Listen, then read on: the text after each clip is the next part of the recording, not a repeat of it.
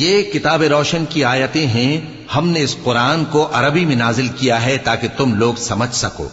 اے پیغمبر، ہم اس قرآن کے ذریعے سے جو ہم نے تمہاری طرف بھیجا ہے تمہیں ایک نہایت اچھا قصہ سناتے ہیں، اور تم اس سے پہلے بے خبر تھے۔ جب یوسف نے اپنے والد سے کہا کہ ابا، میں نے خواب میں 11 ستاروں اور سورج اور چاند کو دیکھا ہے، دیکھتا کیا ہوں کہ وہ مجھے سجدہ کر رہی ہیں۔ انہوں نے کہا کہ بیٹا، اپنے خواب کا ذکر اپنے بھائیوں سے نہ کرنا، نہیں تو وہ تمہارے حق میں کوئی چال چلیں گے۔ کچھ شک نہیں کہ شیطان انسان کا کھلا دشمن ہے، اور اسی طرح اللہ تمہیں برگزیدہ و ممتاز کرے گا اور خواب کی باتوں کی تعبیر کا علم سکھائے گا۔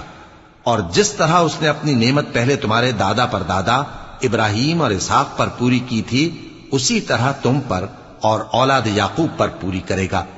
بے شک تمہارا پروردگار سب کچھ جاننے والا ہے، حکمت والا ہے۔